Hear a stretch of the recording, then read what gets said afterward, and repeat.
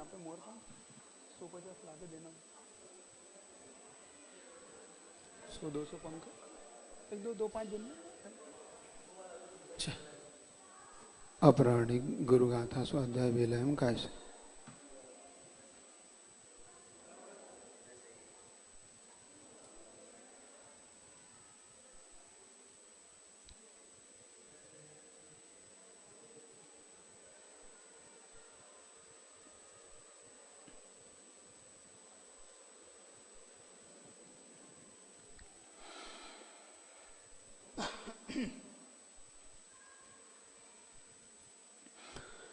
दुर्लभ गुरुमुख से वचन, दुर्लभ गुरु मुस्कान, दुर्लभ गुरु आशीष है, दुर्लभ गुरु से ज्ञान, दुर्लभ से दुर्लभ राम, गुरु गरिमा गुणगान, गुरु आज्ञा पूर्ण पले, दुर्लभतम यह जान, दुर्लभतम यह जान, दुर्लभतम यह जान। बोले देवादिदेव कुंडलपुर की बड़े बाबा की, संत शिरोमणि आचार्य भगवान गुरु विद्यासागर जी महाराज की, मुनिपुंगव सुधा सागर जी महाराज की, प्रणम्य सागर महाराज की।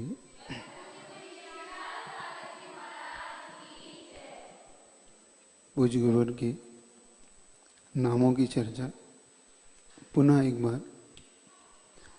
आचार्य भगवान के जो नाम अपने आप में, जिनका नाम ही काफी होता है, जिन्हें व्यक्ति नहीं जानता, वो उनके नाम से उस व्यक्ति को भी जान लेता है और व्यक्तित्व को भी जान लेता है।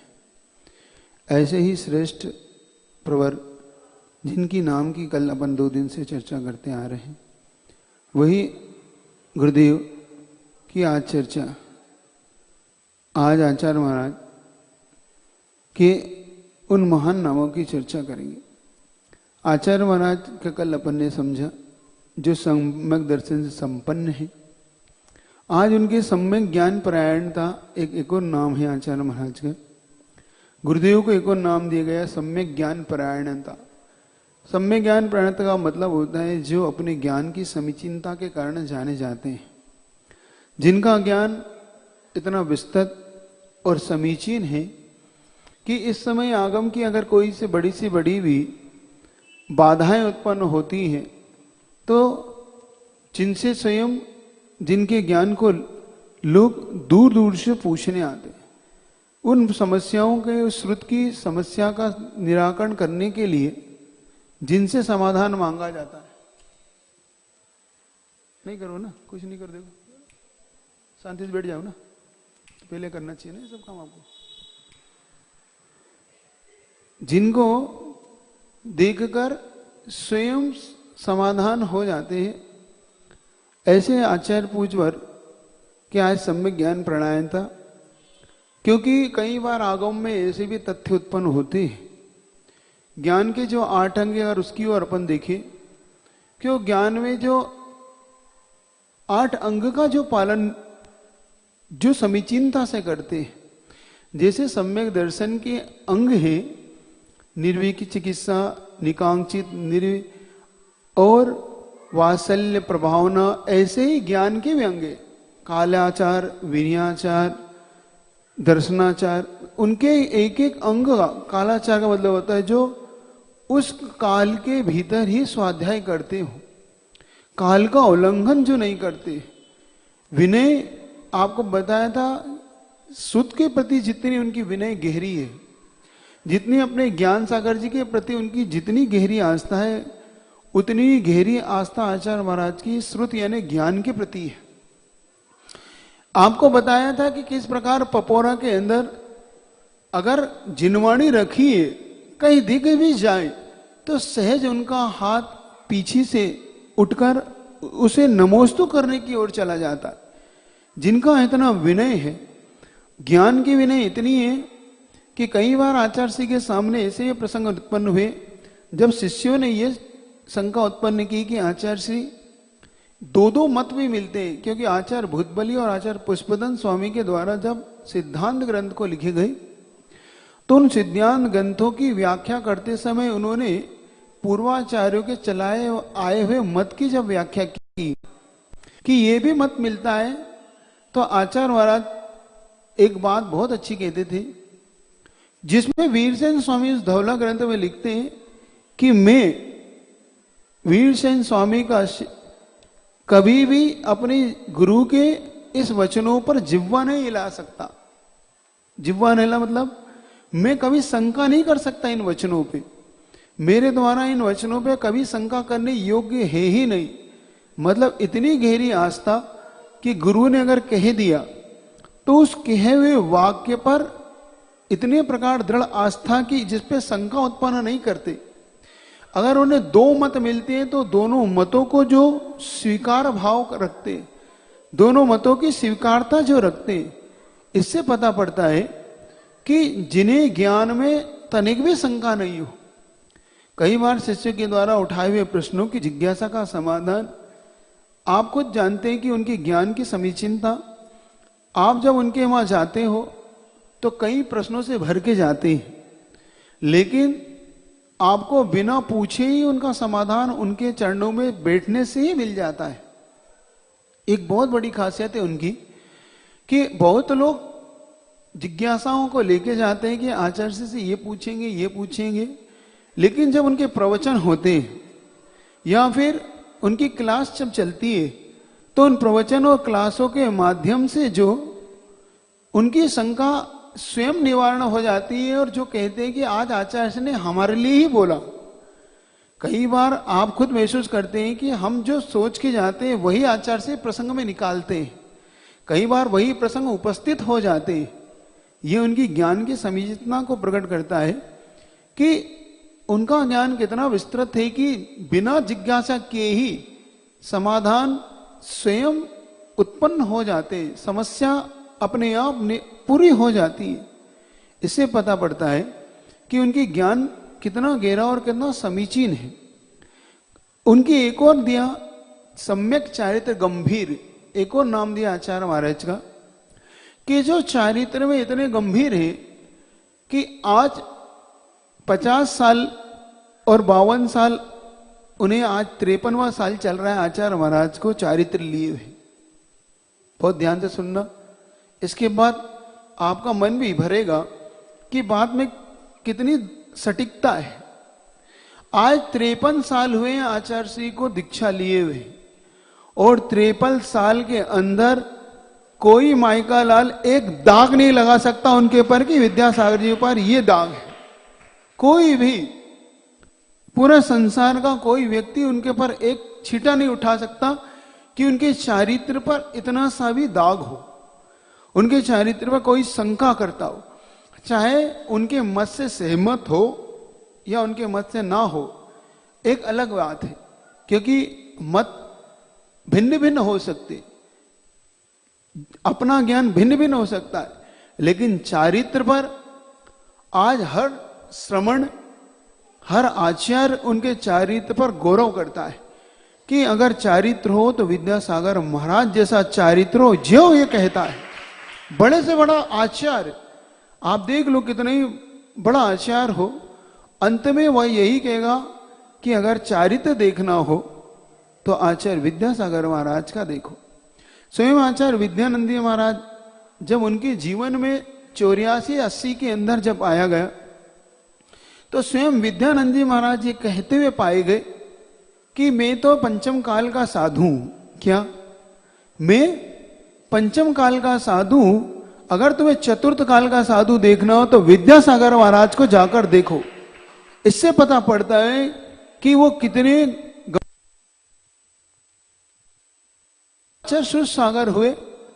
आचार्य शुद्ध सागर आपको बताया था कि जब आचार्य महाराज ने उन्हें महावीर जी के अंदर वल्लभपा जी को उनके संग में रहने के लिए भेजा था कि आप आचार्य शुद्ध सागर जी पास रहें, तो जब ये बात आई थी कि महावीर ने जब पत्र लिख के भेजा था झूठा पत्र था कि जिसमें महावीर अब नहीं रहा, ताकि किसी भी तरीके से उनका परिवार लौट के सदलगा पहुंच जाए। इसलिए जो महावीर थे मल्लप्पा जी के बड़े पुत्र, उन्होंने एक झूठा तार भेजा था कि महावीर का मरण हो गया, ताकि लौट के वो घर आ जाए। लेकिन जब सूरसागर जी पास ये बात पहुंची थी तो आचार्य विद्यासागर जी महाराज ने कह दिया था ये बात सरासर गलत है, झूठ है, इसमें कुछ नहीं रखा, महावीर के साथ ऐसा कुछ नहीं हुआ। लेकिन आचार्य सूरसागर जी पास जब ये चर्चा पहुंची और मल्लप्पा जी ने उनसे पूछा कि विद्यासागर जी तो कहते हैं कि कोई बात नहीं, जाने की जरूरत नहीं है, आपका बताएं हम क्या करें। तो सूरसागर जी का शब्द था, देखो भाई, मैं तो छठे सातवें गुण स्थान का साधु है, विद्यासागर जी 12वें गुण स्थान के साधु, इसलिए मैं उनके बारे में कुछ नहीं कह सकता, मैं अपनी बात कहता हूं, तुम्हें जाना चाहिए। इससे पता लगता है कि उनका चारित्र कितना गंभीर होगा कि जिन्हें मोह छूता भी नहीं है, जिन्हें अपने भाई का भी मोह नहीं छू पाता। इससे पता पड़ता है कि इनके चारित्र की कितनी बड़ी समीचीनता उनके अंदर है। एक दृश्य आपने वो भी देखा था, जब क्षुल्लक अवस्था में कटनी के अंदर समय सागर जी को बुखार आया था और 160 डिग्री जब बुखार के अंदर यह स्थिति आई थी कि उन्हें समाधि दिलाने की जब बात आ गई कि इनकी समाधि कराना पड़ेगी, और उस समय आचार्य श्री कुंडलपुर में विराजमान थे, और कुंडलपुर में विराजमान थे जगमोहन लाल जी पंडित जी ने, जगमोहन लाल जी शास्त्री जो पंडित जी कटनी के अच्छे ख्याति पर आप पंडित थे, उन्होंने जब पत्र लिख के आचार्य श्री को भेजा था कि आप किसी भी तरीके से इनकी समाधि के लिए कटनी आए, तो आचार्य श्री ने कितना सुंदर जवाब दिया था कि आप समझदार हैं, वहीं उनकी समाधि करा दे, मैं नहीं आ सकता। मतलब भाई का मोह भी जिन्हें छूता नहीं हो। और जब पंडित जी ने पूछा था आके कि ऐसा आपने क्यों किया था कि आपका भाई है होने के बावजूद, तो आचार्य ने कितना सुंदर जवाब दिया था, आप श्रावक हैं और मैं साधु हूं। श्रावक और साधु में यही तो अंतर होता है कि श्रावक मोह के वशीभूत हो जाता है और साधु मोह से ऊपर उठ के बात करता है। अगर मैं वहां चला जाता और अगर समाधि की स्थिति बन जाती तो हो सकता है उनकी समाधि बिगड़ जाती।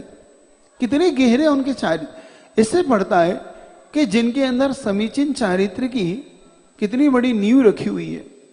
इसीलिए उनका नाम जो एक नाम दिया गया समीचीन चारित्र, सम्यक चारित्रवान।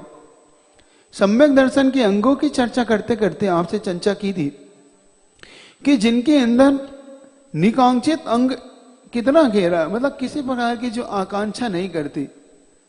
घटना को आप सुनने का और समझने का पुरुषार्थ करिएगा। आचार्य महाराज की यह घटना उस समय की जब आचार्य महाराज कुंडलपुर के बड़े बाबा के उच्चासन देने का मन बना रहे थे। मंदिर की जीर्ण शीर्णता देखकर जिन्हें बाबा के अंदर विश्वास था कि अगर सुरक्षित करना है तो बड़े बाबा को सुरक्षित करो, क्योंकि कोई जिनालय उसके नायक से ही शोभा पाता है।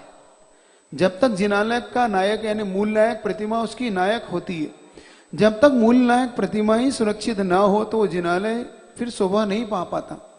इसीलिए आचार्य महाराज ने कुंडलपुर के बड़े बाबा को सुरक्षित करने के लिए जो मन बनाया था, उस समय आचार्य महाराज के सामने जब कुछ ऐसी भी बातें आई 2005 के अंदर, जब कुंडलपुर में आचार्य महाराज थे तो इसकी आवाज व्यवस्थित करो, नीचे क्यों कर रहा है।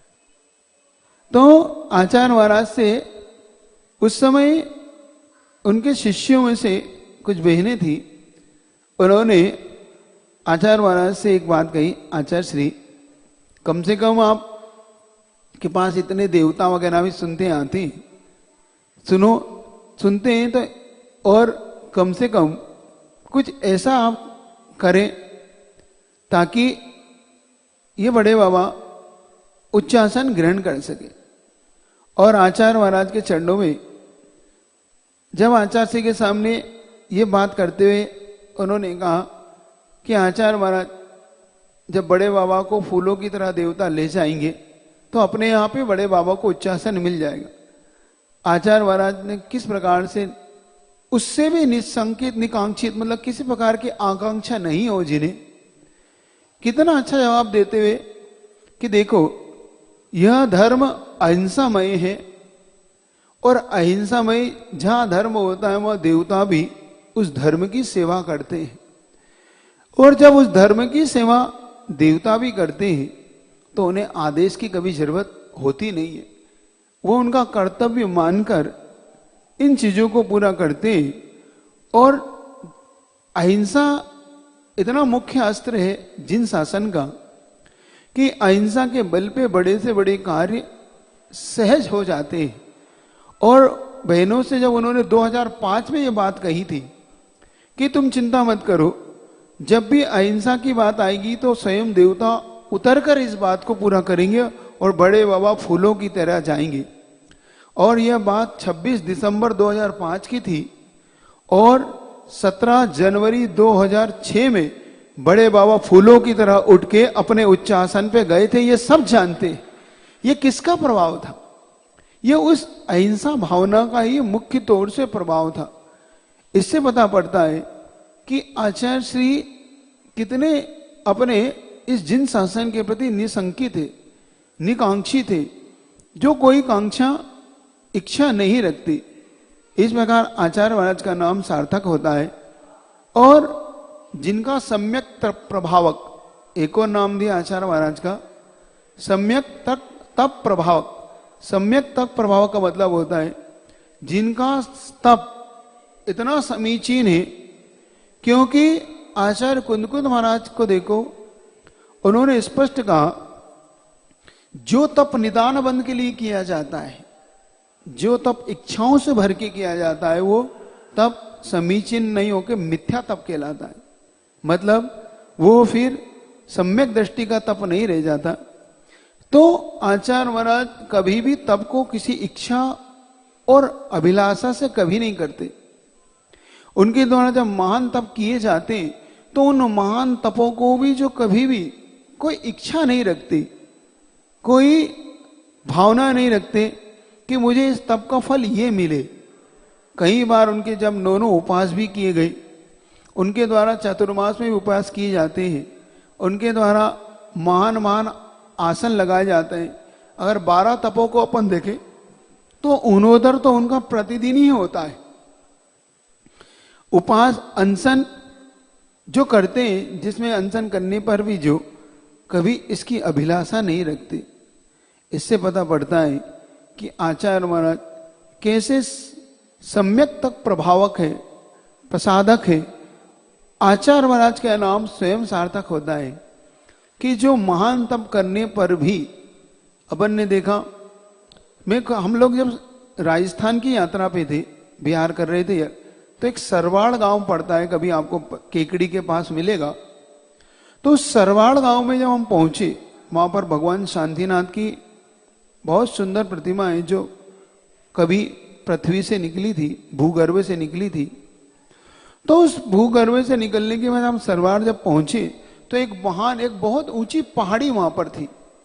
उस पहाड़ी के ऊपर हमने, जब लोगों ने बताया कि आचार्य श्री जब बघेरा, सरवाड़, केकड़ी इस तरफ यहाँ रहते थे, तो इन पहाड़ियों पर जाकर ज्येष्ठ की धूप में भी उन पहाड़ियों के अंदर जब खोए बनते ना, जैसे थोड़े थोड़े छेद से हो जाए, वहां पर थोड़ा स्थान होने पर बैठ के ग्रीष्म की साधना किया करते थे।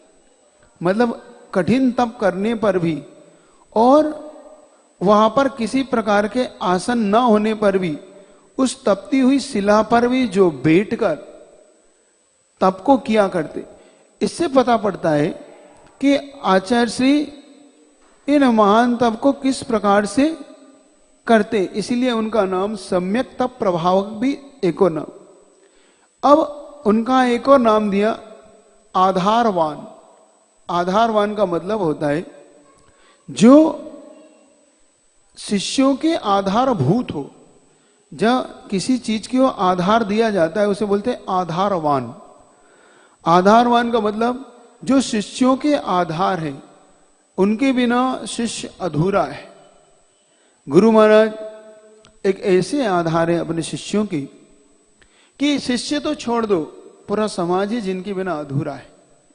अगर आचार्य महाराज अपना आधार ना देता, नहीं देते, तो आज ये जो जिन शासन की प्रभावना है, अपन जो जिन शासन का आज गौरव देखते हैं, वो उसके कोई आधार है तो आचार्य परमेष्ठी विद्यासागर जी महाराज है। उन्हें देखकर शिष्य अपने स्वयं उसको देखकर लगने लगता है कि आचार्य महाराज, क्योंकि उनकी आज्ञा और उनके बताया हुआ मार्ग शिष्य को सहज कर देता है, शिष्य को चिंताओं से मुक्त करता है। हमें कभी सोचना नहीं पड़ता। बहुत बार लोग आके पूछते हैं, महाराज जी आप लोग नहीं सोचते कभी यहाँ जाने का? आपको नहीं लगता उधर विहार होना चाहिए? तब एक बात मन में आती है, आपके ऊपर अगर आपको सोचने वाला हो, सुन रहे हो, जब आपसे बड़ा आपकी सोच, आपका विचार स्वयं करता हो, तो फिर शिष्य को किसी प्रकार के विचार करने की आवश्यकता पड़ने ही नहीं चाहिए। कि जो स्वयं, एक बताओ, आपकी चिंता अगर भगवान करने लग जाए तो आपको अपनी चिंता छोड़ देना चाहिए क्या? अगर सही बताओ, अगर आपकी चिंता अगर भगवान कर रहे हो तो आपको अपनी चिंता करना व्यर्थ है कि सही है? व्यर्थ है। तो आपकी चिंता अगर भगवान करता है तो आपको अपनी चिंता नहीं करना चाहिए, वो व्यर्थ है। क्योंकि जब आपको आपकी चिंता करने वाला सर्वशक्तिमान बैठा है, ऐसे ही इस पंचम युग के चलते फिरते भगवान जब अपने शिष्यों की चिंता करते हैं तो शिष्य को किसी की चिंता करने की आवश्यकता नहीं पड़ती। तो बहुत बार जो लोग पूछते हैं कि महाराज आप लोग नहीं सोचते, तो हम बिल्कुल नहीं सोचते। हमसे एक ही बात कहते हैं, नहीं सोचते। क्यों? क्योंकि जब हमारी चिंता करने वाले वो परमेष्ठी बैठे हैं, जब वो हमारी चिंता करते हैं, क्योंकि मुझे अच्छी तरह याद है जब हम रामटेक में आचार्य महाराज के श्री चरणों से विहार कर रहे थे कि आचार्य महाराज जब आज्ञा दी, 11 मार्च को आचार्य महाराज जब बुलाया, 2014 11 मार्च में हम आचार्य श्री के चरणों में दोपहर 1:30 से 2 के बीच में आचार्य महाराज ने अचानक बुलाया और हम और वीर सागर जी महाराज बैठे हुए थे। और बैठने के बाद आचार्य महाराज बुलाकर जब पूछते आप लोग का स्वास्थ्य ठीक है? हमने कहा हाँ ठीक है। लेकिन मन में एक बात ये आ रही थी कि आखिर अचानक क्यों बुलाया गया, ऐसी क्या बात हुई कि आचार्य महाराज को बुलाना पड़ा। लेकिन भय ये भी सता रहा था कि लगता है आचार्य महाराज ने कुछ सोच लिया है, क्योंकि जब उनका एक शब्द निकलता है शिष्य के लिए तब घबराहट पैदा होती है शिष्य को। जब वो ये कहते हैं कि मैंने आपके बारे में कुछ सोचा है, शिष्य को सबसे ज्यादा डर कब लगता है? जब शिष्य के से जब वो ये कहते हैं कि मैंने आपके बारे में सोचा है, तब शिष्य को सबसे ज्यादा घबराहट होती है। क्योंकि आचार्य महाराज कन्नड़ में एक शब्द होते हैं गंडकटरी। क्या? गंडकटरी। गंडकटरी का मतलब होता है अब छुट्टी होने वाली है। क्या? कन्नड़ का शब्द है। जब कोई कन्नड़ वाले से बात करते हैं आचार्य श्री, तो आचार्य श्री कहते गंड कट रही, मतलब इनकी छुट्टी, मतलब अब विहार करने का समय आए। तो मन में एक बात आ गई थी कि लगता है आचार्य श्री ने कुछ सोच लिया। और सोचने के बाद आचार्य ने जैसे ही संकेत दिया कि आप लोग को विदिशा की ओर जाना है। आचार्य ने ये पहले संकेत में ये कहा कि आप लोग को महावीर जयंती के लिए जाना है, और महावीर जयंती के लिए जाना है। तो वीर सागर जी महाराज बोलते हैं महावीर जयंती के लिए जाना तो क्या नागपुर जाना है? क्योंकि नागपुर सबसे पास में शहर था। तो आचार्य जी कहते नहीं, नागपुर नहीं जाना है, मैं बताऊंगा वहां जाना है। क्योंकि महाराज कहते हैं कि हम महावीर जयंती करके हम लौट आएंगे, क्योंकि आचार्य श्री रामटेक रुकेंगे जब तक हम नागपुर की महावीर जयंती करके लौट आए। तो वो पूछते हैं कि आचार्य श्री हम महावीर जयंती करके हम पुनः संघ में आ जाएंगे? नहीं, मैं जब संकेत दूंगा तब आना है। मतलब उन्होंने पूरा सोच लिया था उस समय कि आपको कहां कैसे करना है। तब एक चीज जब हमने पूछी, वो सबसे महत्वपूर्ण चीज जो इस शब्द का अर्थ बता रहा हूं कि वो शिष्यों के आधार है, इसलिए उनका नाम आधारवान जो दिया गया। कैसे दिया गया? तो जब हमने उनसे ये पूछा, आचार्य श्री हम लोग कभी बाहर नहीं निकले। आचार्य श्री को 11 साल में कभी नहीं छोड़ा हमने। मुनि अवस्था में कभी ऐसा प्रसंग नहीं आया कि हमको छोड़ना पड़ा। एक ही प्रसंग वीर सागर जी के जीवन में आया था, जब उनको आचार्य श्री नैनागिरी यात्रा पे कुछ महाराज जी के साथ गए थे। एक प्रसंग हमारे जीवन में पहली बार आया जब 3 दिन के लिए हम आचार्य श्री को छोड़ा था। जब हम दिल्ली राजहरा, एक छत्तीसगढ़ में एक गांव है, वहां पे आचार्य श्री ने सिर्फ उन लोगों की भावनाओं के अनुसार हम भेजा था। योग सागर जी, हमें, धवल सागर जी, विनम सागर जी और अभिनंदन सागर जी और हम 5 महाराज वहां गए थे, वो भी 3 दिन के लिए। वो 3 दिन हमने कैसे काटे थे हम जानते हैं, उनके बिना। तब हमने आचार्य श्री से पूछा कि आचार्य श्री हम कभी आपको छोड़ के बाहर नहीं गए और हम लोग को वैसे भी कुछ आता नहीं है, तो हम कैसे करेंगे बाहर से? क्योंकि हम चाह रहे थे किसी तरह से भी आचार्य श्री इस बात को मान जाए कि हमें ना भेजे, हम लोग को जाने के लिए किसी तरह से मना कर दे। लेकिन उन्होंने जो सोच रखा है वो तो पत्थर की लकीर होता ही है। तो हमने जब उनसे ये बात कही कि आचार्य श्री हम लोग क्या करेंगे, बाहर कैसे करेंगे, आज तक कुछ नहीं किया। वो भी गुरु तो गुरु ही होते हैं, कितने सहजता से कहते हैं तुम चिंता मत करना। देखो कितना अच्छा जवाब दिया, तुम चिंता मत करना, जब भी कोई समस्या आए तो बस मुझे संकेत करना, मैं तुम्हारे पास पा जाऊंगा। उन्होंने स्पष्ट किया, तुम्हारे पास पाया, तुम्हारा समाधान मैं करूंगा। जहां भी रहूंगा मैं वहां से तुम्हारी समस्याओं का समाधान करूंगा। बस तुम कोई समस्या में हो तो मुझे वहां से संकेत करना। मतलब आचार्य महाराज ने कितना आधार दे दिया कि तुम, जब मैं आज्ञा में भेज रहा हूं तुम्हें, कि मैंने तुम्हें जब आज्ञा दी है तो उसकी चिंता का काम अब मेरा है, समस्या का समाधान भी मुझे ही खोजना। तुम्हें कोई समस्या बाहर आ जाए तो मुझे संकेत मात्र करना। और मेरा विश्वास इतना दृढ़ हो गया उस बात के बाद कि आज हमें निकले 7 साल होने को आ रहे हैं। 2014 में हम निकले थे 13 मार्च को आचार्य श्री के श्री चरणों से, और आज आपके पास है हम 7 नवंबर 2020 में हैं आज का दिन। तो इतने सालों में आचार्य महाराज की ऐसी अनुकंपा है कि जब भी कोई कठिनाई आई या कठिन रास्ते आए, एक बार भी आचार्य श्री को हृदय से याद किया तो वो सारी कठिनाइयां फूलों में बदल गई। ये आचार्य श्री की सबसे बड़ी, कभी उन्हें दिल से भी याद कर लिया कि हमारा ये समस्या है बिहार में या कोई, अपने आप उन समस्याओं का समाधान मिलता चला गया। कभी भी कठिनाई नहीं आई, ऐसा लगा कि आचार्य महाराज कभी हमसे अलग है ही नहीं। हमेशा उनके प्रत्यक्ष में जैसे हम लोग रहते थे, उनके प्रत्यक्ष में मैं जैसा महसूस करता था, आज भी मैं वैसा ही महसूस करता हूं। चाहे वो इतनी दूर विराजमान हो, चाहे वो इतने दूर इंदौर में विराजमान हो, लेकिन कभी ऐसा नहीं लगता कि आचार्य महाराज हमसे दूर है। हमेशा लगता है, क्योंकि ये इसलिए कह रहा हूं, एक प्रसंग मैंने यहां पे किसी को सुनाया था, उसने कहा था महाराज कभी इसको फिर से सुनाना, आज उसके लिए फिर सुना रहा हूं कि आचार्य महाराज कितनी कितनी चिंता पालते हैं। इसलिए उनका नाम बिल्कुल सार्थक है कि शिष्यों के जो आधार है वो आधारवान है। जब दिल्ली का प्रसंग है, जब हम फरवरी 2019 का पंचकर्णक के लिए ऋषभ बिहार में पंचकर्णक था, हम लोग वहां पहुंचे थे। और 19 जनवरी को हम ऋषभ बिहार में थे, बिहार करते हुए सहारनपुर से 200 किलोमीटर की यात्रा करते, भरी ठंड में हम लोग वहां पहुंचे थे। और जब वहां पहुंचे थे और आचार्य महाराज को पता पड़ा कि हम लोग पहुंच चुके हैं, तो वहां से एक सृष्टि है जो आचार्य महाराज की भक्ति रखते हैं आचार्य श्री के प्रति, पंकज जैन उनका नाम है, पारस चैनल वाले हर कोई जानता है उन्हें।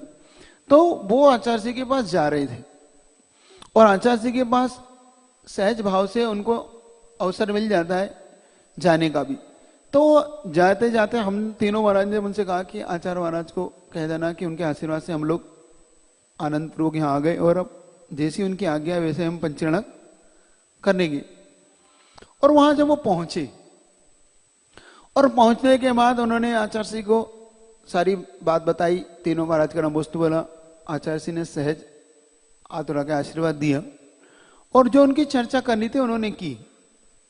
शायद जीवन में किनका सौभाग्य मैं नहीं जानता, लेकिन मुझे वो जो सौभाग्य मिला आचार्य महाराज का, वो दृश्य मेरी आंखों को आज भी घूमता होगा कि वो दृश्य क्या हुआ होगा। आप भी अपनी इमेजिन करिएगा कि इतना बड़ा गुरु, इतने महान गुरु हो और उन छोटे छोटे शिष्यों की भी जो चिंता पालते हो, जो ये जानते हैं कि सब कुछ ठीक है, फिर भी जो कितनी गहरी चिंता पालते हैं अपने शिष्यों की। इससे लगता है कि उनके अंदर कितना कितना कितना कूट के वात्सल्य भरा है, कितना ज्ञान सागर महाराज ने उनके अंदर कितना डाला है। जब वो पंकज जैन चैनल वाले वो वहां पहुंचने के बाद आचार्य से चर्चा करने के बाद वो अपनी नमोस्तु कह के उठने लगे और उठ के 4 कदम जब चल दिए तो आचार्य महाराज कहते, क्यों पंकज, तुमने अपना तो आशीर्वाद ले लिया पहली बार जिंदगी, पलट के उन्हें बुलाया, इधर आओ, तुमने अपना आशीर्वाद ले लिया, क्या इन तीनों महाराज का आशीर्वाद लेके नहीं जाओगे? क्या क्या तीनों महाराज के लिए आशीर्वाद लेके नहीं जाओगे? कहना तीनों महाराज का आशीर्वाद कहना और अच्छे से कार्यक्रम होगा, तुम चिंता मत। जब उन्होंने आके बताया कि महाराज मेरे जीवन में मैं इतने साधुओं के नमोस्तु लेके गया, कई साधुओं का मैं संदेश लेके जाता हूं, आप लोगों के लिए जो आशीर्वाद दिया है आचार्य जी ने, मेरी जिंदगी में मैंने पहली बार देखा कि मुझे लौटा के ये कहा हो कि तीनों महाराज के लिए आशीर्वाद लेके जाओ, कि आशीर्वाद लेके नहीं जाओ। अब सोचो कितना आधार है उनका अपने शिष्य कि एक महान गुरु जो एक बार आशीर्वाद दे चुका हो, वो भी पुनः बुला के किसी को एक कहे। अब सोचो शिष्य उनके लिए क्या नहीं करेगा। जो अपने शिष्य की इतने आधार हो कि शिष्य उनके बिना कदम भी ना उठाते हो, जिनकी आज्ञा के बिना पूरे संघ में जो गुरुदेव की आज्ञा में है, कितना ही प्रभावक हो, कितना ही ज्ञानवान साधु हो, उनकी आज्ञा का उल्लंघन कोई नहीं करता। इतने शिष्य उनकी आज्ञा में, आचार्य महाराज ने अभी तक 130 से ऊपर दीक्षाएं, मुनि दीक्षाएं दी, और इन 130 मुनि दीक्षाओं में जितने भी शिष्य गुरुदेव की आज्ञा में, अगर आचार्य महाराज ने कह दिया यहीं खड़े होना है तो वो शिष्य वहीं खड़ा पाएगा। उन आज्ञाओं का जो उल्लंघन नहीं करते, क्योंकि वो गुरुजी उनके आधार हैं। इतनी हजारों बहनें हैं जो आचार्य श्री के लिए जीवन समर्पित करके रखती है। इतने ब्रह्मचारी गण हैं जो आचार्य श्री की आज्ञा का पालन करने के लिए, उनकी आज्ञा को पाने के लिए तरसते हैं। मतलब इतने बहनें, इतने मुनि, इतने साधु, इतनी समाजें हैं, समाज भी जिनकी आज्ञा का उल्लंघन नहीं करती। एक महान कार्य देखना कि समाज को भी अगर आचार्य महाराज का कोई निर्देश मिल जाए तो वो सौभाग्य मान के उसको पूरा करती है। क्या वो अपना सौभाग्य मानती है कि हमें गुरुजी की आज्ञा मिली है। आप ध्यान रखो, आचार्य महाराज के एक दिन भी चरण पढ़ने के लिए समाज तरसती है। क्या कह रहा हूं, एक दिन के लिए भी पुरुषार्थ करती है कि कैसे भी किसी भी तरीके से एक दिन भी इस नगर में चरण पड़ जाए, 1 घंटे के लिए आ जाए, तो आचार्य महाराज के लिए लोगों के मन में कितना कितना आधार, कितना उनके प्रति कितना समर्पण का भाव होगा। और इसीलिए वो जो नाम भी उनका दिया है कि वो आधारवान, वास्तव में वो आधार ही है। आज जिन शासन का आधार है, तो विद्यासागर जी महाराज को देख के लगता है कि जिन शासन अब उनके नाम से जाना जाता है। अब आप देखो, 2 चीज होती है। एक वो होता है जो पुत्र पिता के नाम से जाना जाता है कि ये पुत्र किसका है। ये जीवन भर सामान्य लोग का परिचय होता है, ये पुत्र किसका है। जब वो विशेष पुत्र कुछ ऐसे होते हैं जिनको देखकर ये कहा जाता है कि ये इनका पिता कौन है, इससे पता पड़ता है कि पुत्र की विशेषता क्या। एक तो ये होता है कि ये इनका पुत्र है, और एक ये होता है ये इनके पिता है। 2 चीज होती है जीवन में। चाणक्य नीति में एक चीज आई थी, मैं पढ़ रहा था, उसमें एक नीति में आया कि जब आदमी जन्मता है तो उसके साथ कोई नाम नहीं होता। क्या? आदमी का जब जन्म होता है तो उसके पास कोई नाम नहीं होता, लेकिन जब मरता है तो उसके पास एक नाम होता है जो संसार से उसे मिलता है। तो अपने नाम की हमेशा कीमत करो। सुन रहे हैं आप लोग? जब जन्मता है तो आपके पास कोई नाम नहीं होता, लेकिन जब हम मरते हैं तो हमारे पास एक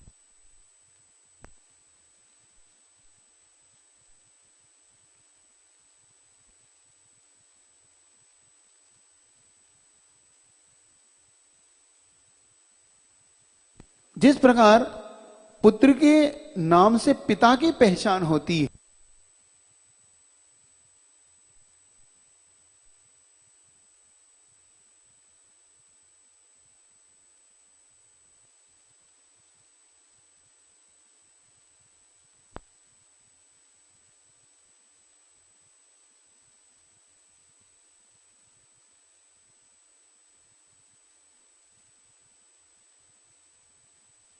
जाना जाए तो समझना पुत्र कितना महान है।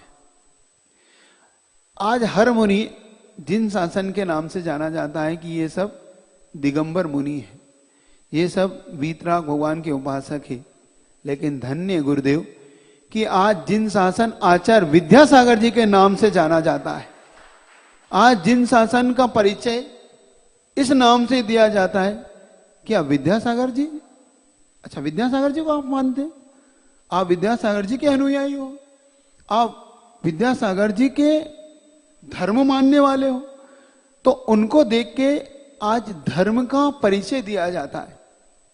हमने कई बार यात्रा की ब्रह्मचारी अवस्था में, और उन यात्राओं के दौरान जब हमने मात्र आचार्य श्री का नाम भी ले दिया तो व्यक्ति सहज भाव से, चाहे हमने वो कर्नाटक की यात्रा की हो, चाहे गुजरात की हो, क्योंकि हम लोग दीक्षा से पहले 22-23 भैया लोग यात्रा के लिए निकले थे।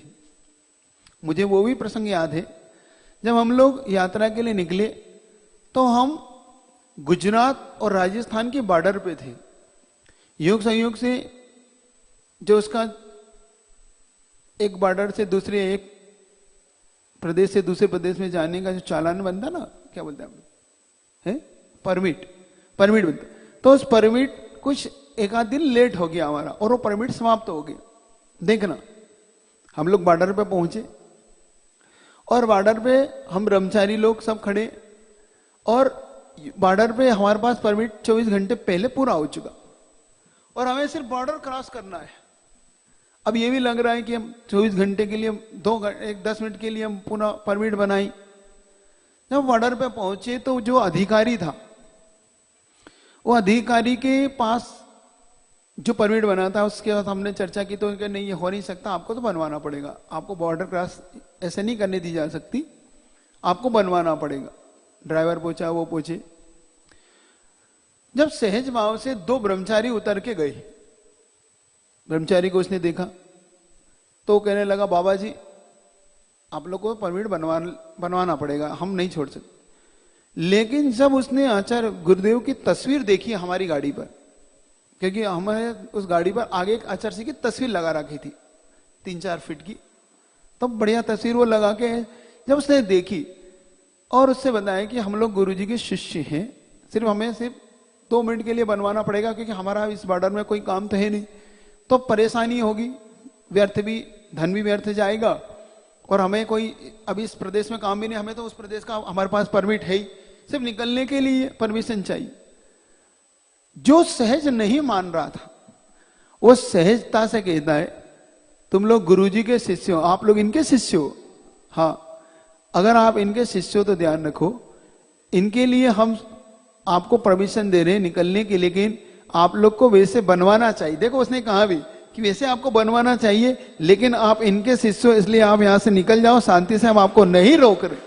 मतलब उनका नाम, उनका फोटो चित्र देखकर और इस मुद्रा को देखकर वो कहते हैं, उस समय तरुण सागर जी थे, अब तो उनकी समाधि हुई, तो वो कहते हैं कि ये तरुण सागर जी के गुरु हैं। मतलब वो तरुण सागर जी को भी जानते थे कि हमने इनका नाम सुना हुआ है, तो इससे लगता है कि मात्र उनका नाम का ही आधार काफी है, फिर तो उनके आशीर्वाद। और स्वयं उनका मिल जाना अपने आप में बहुत बड़ा आधार है।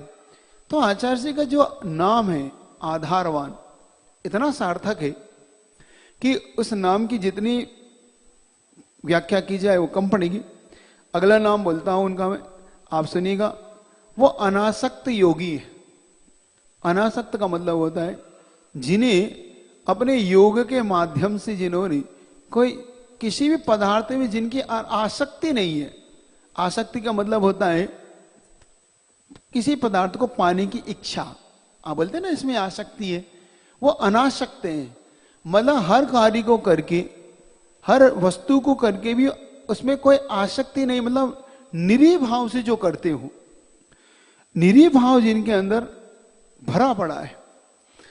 आसक्ति का मतलब जैसे अपन और समझ लो, जब वो आहार करते हैं तो आहार हर किसी ने देखा उनका आहार देखा, तो आहार में अपन देखते हैं क्या लेते हैं वो, मतलब सामान्य से भी जिनके आहार में कुछ नहीं होता, तब लगता है कि कितना अनासक्त है ये व्यक्तित्व, तो कितना अनासक्त है। बड़े से बड़े कार्य करने पर भी दिखाई देता है कि जिनकी आसक्ति नहीं है, ख्याति पूजा लाभ से तो बहुत ऊपर उठ चुके हैं वो, मतलब जिन्हें ख्याति पूजा लाभ छूती भी नहीं, जिनको कोई भावना नहीं होती कि मेरी ये ख्याति हो, मैं बड़ा से बड़ा कार्य मैंने किया तो मेरा नाम हो, जिनको प्रदर्शन कभी भाता नहीं। तो इससे लगता है कि आचार्य हर बात के पीछे जिनके अनासक्त है, इसीलिए उनका नाम अनासक्त योगी दिया। और योगी तो वो है ही, क्योंकि उनके जैसा योग परायण आज संसार में कहां देखने को मिलता है। उनके अंदर जो योगी का एक भाव है, विशुद्ध भाव उनके अंदर जो दिखता है, योगी योग परायण। अपन पढ़ते हैं इष्टोपदेश के अंदर कि योगी जो योग में परायण हो, इसीलिए वो अनासक्त है, इसीलिए वे योगी है। तो अनासक्त योगी जो उनका नाम दिया है कि किसी वस्तु मात्र में जिनकी आसक्ति नहीं है, चाहे उनको अपन पांचों समिति में भी अगर देख ले तो आहार ऐषणा समिति में कोई आसक्ति नहीं, जिनकी बिहार भी, जिनके लिए कोई करना नहीं करना, मतलब आचार्य कुंद महाराज कहते हैं कि एक गाथा के माध्यम समझने का पुरुषार्थ करना। भत्ते व खमड़े व आवस देवा पुणो विहारे व उदिम्य व निवद्य निच्छदि वी कदम्बी सवणो भी। जो आहार बिहार में, उपवास में भी जो इतनी सी भी इच्छा नहीं करता, विकथा की मतलब किसी प्रकार की कोई इच्छा नहीं करता, उसमें वो असन करता हुआ अनशन माना जाता है, आहार करता हुआ भी उपास के भांति माना जाता है। जिसे इससे प्रकट लगता है कि आचार्य महाराज हर कार्य में अनासक्त हैं, उनकी आसक्ति किसी कार्य में नहीं है। बड़े से बड़े कार्य को भी करने के बाद भी उससे वो दूर हो जाते हैं, ऐसे जैसे उस कार्य को उन्होंने किया ही ना हो। जो किसी प्रशंसा के चाह नहीं रखती, क्योंकि आप देखो जब कोई छोटा सा भी कार्य कोई व्यक्ति कर लेता है तो कई बार उसके मन में बताने का भाव आता है कि ये हमने किया है।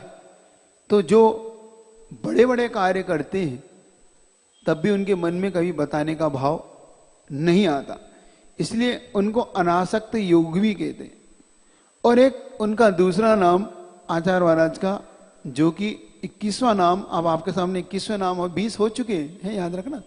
ये आचार्य महाराज का 21वां नाम आपके सामने बता। उनका नाम है दोषाओ पीड़क। ये नया नाम आपको सुनने को मिलेगा, दोषाओ पीड़क, दोष औ पीड़क, और इसको दोषाओ पीड़क बोलते हैं, जो दोषों को दूर करते हैं। ये आपको विशेष तौर से मिलेगा जब भगवती आराधना आप ग्रंथ पढ़ेंगे। एक आचार्य का लक्षण होता है जब समाधि होती है किसी साधु की, तो समाधि के अंदर अगर उस साधु का कोई दोष हुआ है जीवन में, तो उस दोष को निकालना बहुत जरूरी होता है समाधि कराने के लिए। क्योंकि जब तक वो साधु अपना दोष नहीं कबूल लेगा, जब तक अपना दोष नहीं बता देगा, तब तक उसकी समाधि हो नहीं सकती। या तो समाधि बिगड़ेगी या समाधि व्यवस्थित नहीं होगी। तो इसलिए एक ऐसे साधु की जरूरत पड़ती है जो उसके दोषों को निकाले।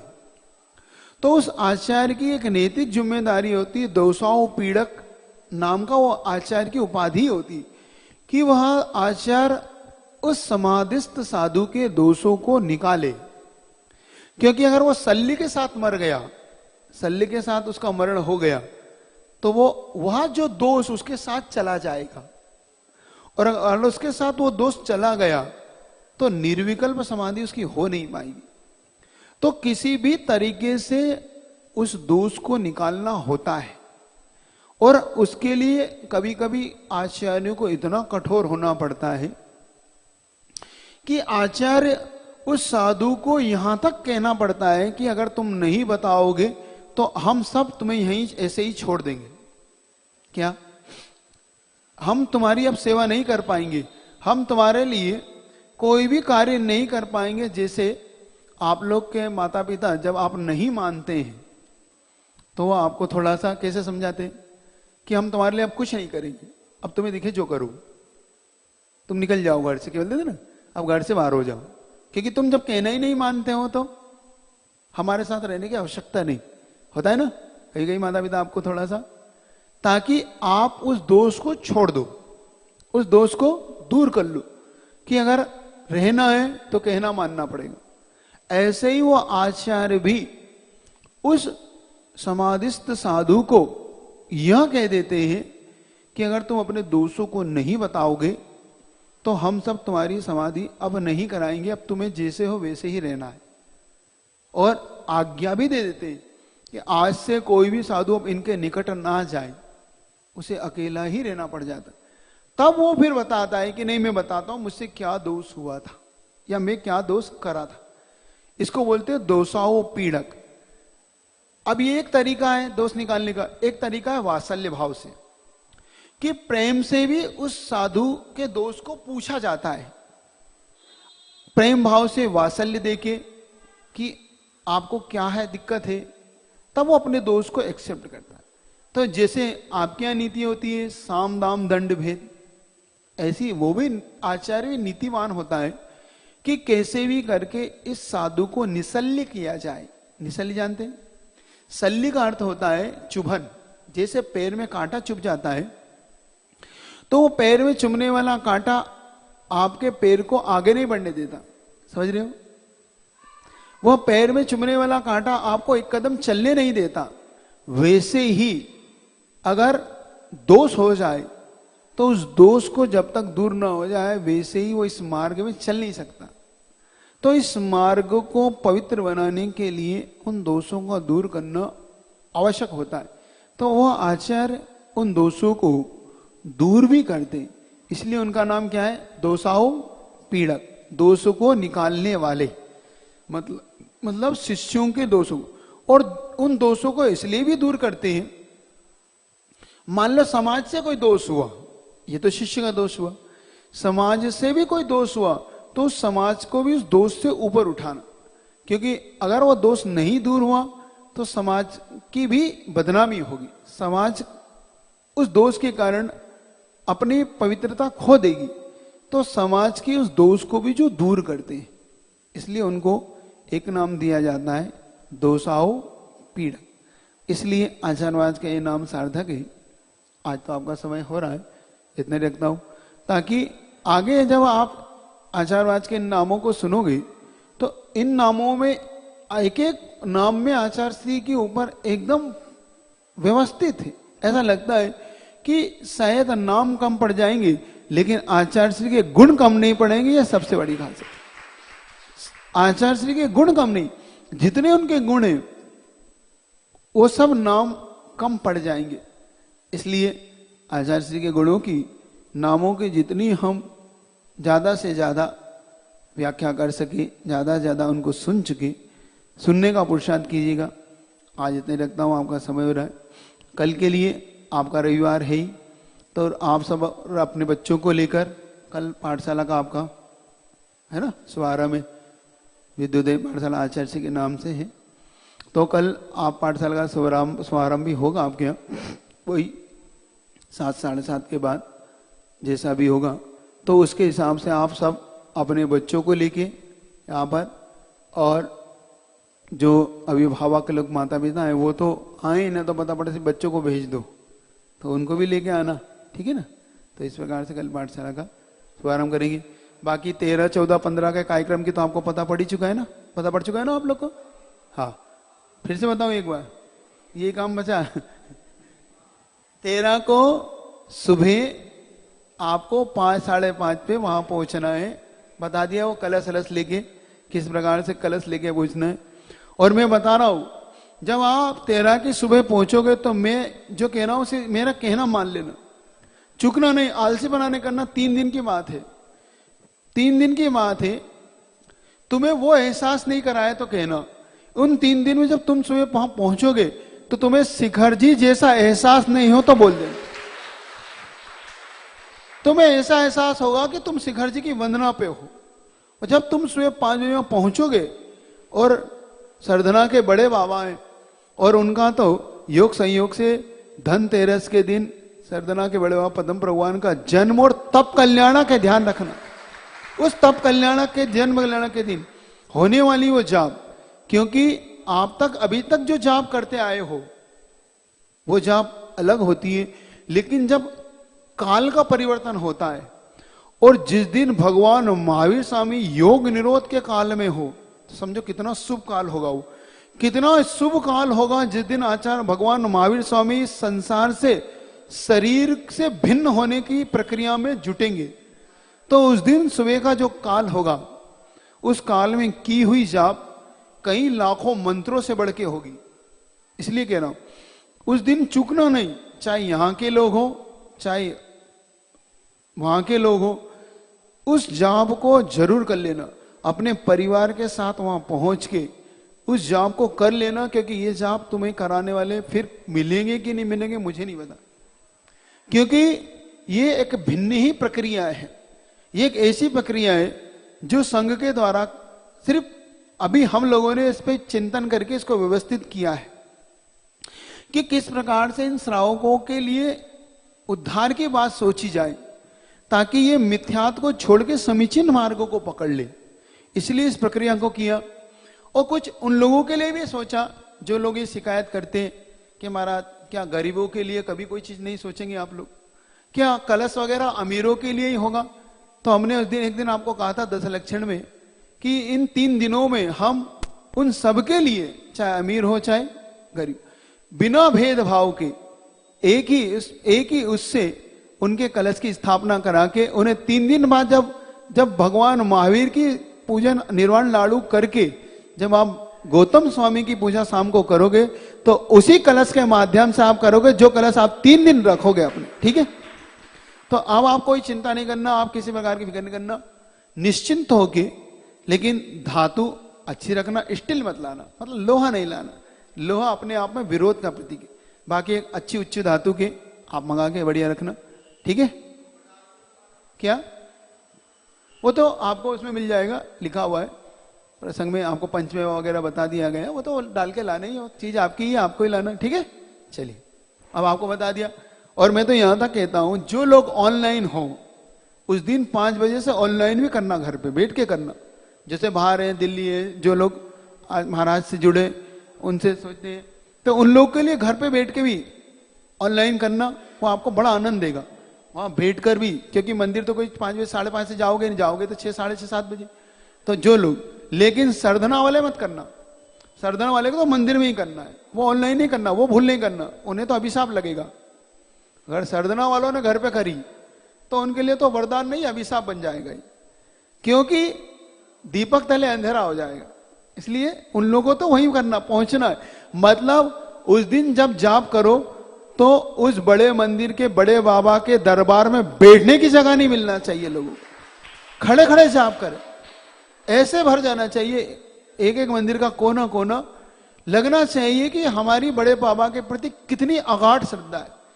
आपकी आस्था की परीक्षा है उस दिन, श्रद्धा की परीक्षा है तुम्हारे उस दिन, कि तुम अपने बड़े बाबा के प्रति कितने समर्पित हो। तुम बड़े बाबा के दरबार में श्रीफल चढ़ाने तो चाहते हो जब तुम्हें कष्ट होता है, लेकिन उस दिन जब जाप करने पहुंचोगी तो तुम्हारी आस्था देखने में आएगी कि तुम्हारी कितनी गहरी श्रद्धा है उस, तुम्हारी बड़े बाबा के प्रति, उनकी जाप के प्रति कितना समर्पण है तुम्हारा। तो उस दिन समर्पण समझ में आएगा यहाँ के सरदाना के लोगों का कि कितना गहरा समर्पण है आप लोगों का। अभी तो जाप करा दो, आपका लेट हो रहा हूं। चलिए बैठिए, सीधे बैठिए, आंखें बंद करिए, आसन लगाए। ओम सम्यक दर्शनाय नमः, ओम सम्यक ज्ञानाय नमः, ओम सम्यक चारित्राय नमः, ओम ह्रीं अरम असिया उषा नमः, ओम ह्रीं अरम असिया उषा नमः, ओम ह्रीं, ओम ह्रीं, ओम ह्रीं अरम असिया उषा नमः, ओम ह्रीं अरम असिया उषा नमः, ओम ह्रीं, ओम ह्रीं, ओम ह्रीं अरम असिया उषा नमः, ओम ह्रीं अरम असिया उषा नमः, ओम ह्रीं, ओम ह्रीं,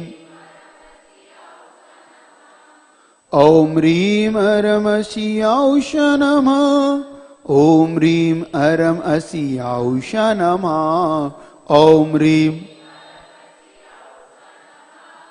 ओम ह्रीं, ओम ह्रीं अरम असिया उषा नमः, ओम ह्रीं अरम असिया उषा नमः, ओम ह्रीं, ओम ह्रीं,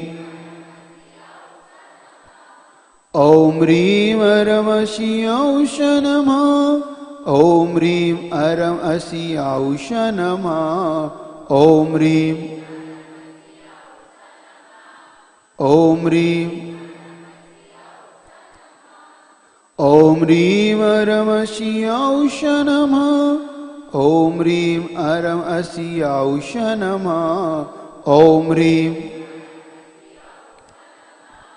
ओम ह्रीं, ओम ह्रीं अरम असिया उषा नमः, ओम ह्रीं अरम असिया उषा नमः, ओम ह्रीं, ओम ह्रीं, ओम ह्रीं अरम असिया उषा नमः, ओम ह्रीं अरम असिया उषा नमः, ओम ह्रीं, ओम ह्रीं, ओम ह्रीं अरम असिया उषा नमः, ओम ह्रीं अरम असिया उषा नमः, ओम ह्रीं, ओम ह्रीं, ओम ह्रीं अरम असिया उषा नमः, ओम ह्रीं अरम असिया उषा नमः, ओम ह्रीं, ओम ह्रीं, ओम ह्रीं अरम असिया उषा नमः, ओम ह्रीं अरम असिया उषा नमः, ओम ह्रीं, ओम ह्रीं,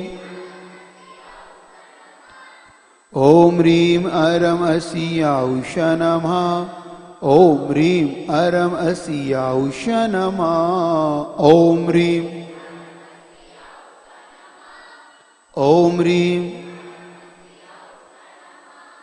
ओम ह्रीं अरम असिया उषा नमः, ओम ह्रीं अरम असिया उषा नमः, ओम ह्रीं, ओम ह्रीं, ओम ह्रीं अरम असिया उषा नमः, ओम ह्रीं अरम असिया उषा नमः, ओम ह्रीं, ओम ह्रीं, ओम ह्रीं अरम असिया उषा नमः, ओम ह्रीं अरम असिया उषा नमः, ओम ह्रीं, ओम ह्रीं,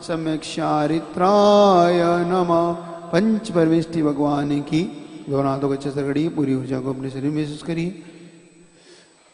जब जीवन का अंत हो मेरे सामने एक संत हो, जब जीवन का मेरे सामने मेरे होठों पर अरिहंत हो, महावीर का वह पंत हो, मेरे होठों पर महावीर का।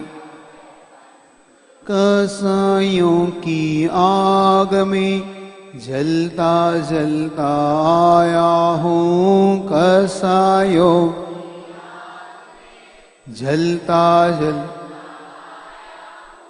वासना की राह पे चलता चलता आया हूँ, वासना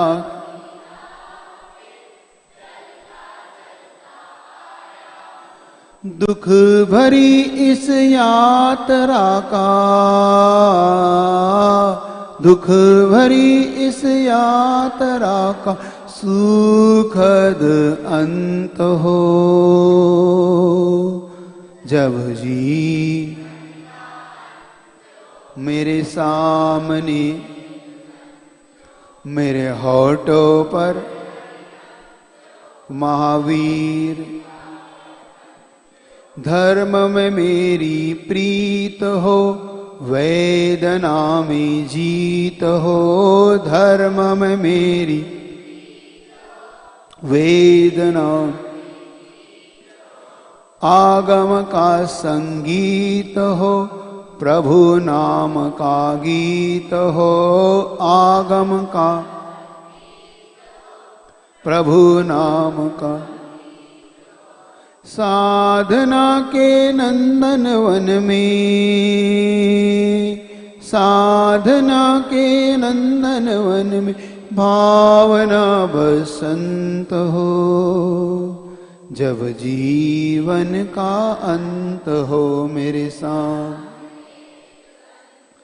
मेरे होठों पर अरिहंत हो महावीर। गुरुदेव का वह जिनवाणी का वह, जिनवाणी के ज्ञान से सूझे लोग। ये जिनवाणी भारती तो जो तेरी से नोबा।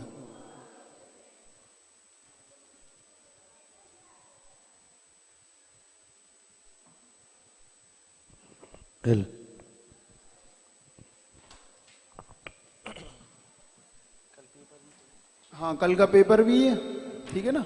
कल वो इस पेपर 7 बजे से होगा, ठीक है।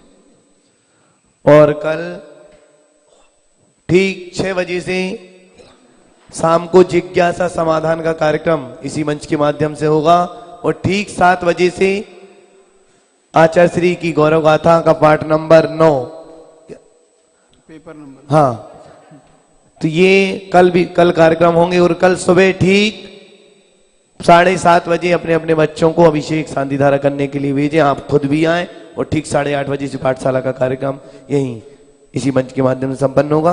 बोले परम पूज्य वीर सागर जी, विशाल सागर जी, धवल सागर जी महाराज जी की। हारा हूं बाबा पर तुझ पे भरोसा है, जीतूंगा एक दिन मेरा दिल ये कहता है। हारा हूं बाबा पर तुझ पे भरोसा है, जीतूंगा एक दिन मेरा दिल ये कहता है। मैंने सुना है तू दुखड़े मिटाता, बिन बोले भक्तों की बिगड़ी बनाता, बिन बोले भक्तों की बिगड़ी बनाता। मिलता न किनारा है, न कोई और सहारा है, मिलता न किनारा है, न कोई और सहारा है। हारा हूं बाबा पर तुझ पे भरोसा है, जीतूंगा एक दिन मेरा दिल ये कहता है, तुमसे ही जीवन मेरे ओ बाबा, कैसे चलेगा ये समझना आता, कैसे चलेगा ये समझना आता। तुम धीर बंधाते हो तो मेरी सांसें चलती है, बाबा पर तुझ पे भर। सभी बैठ जाएंगे, 3 प्रश्न, उसके बाद 10 शास्त्रों पे कवर भी चढ़ाना है आपको। हाँ।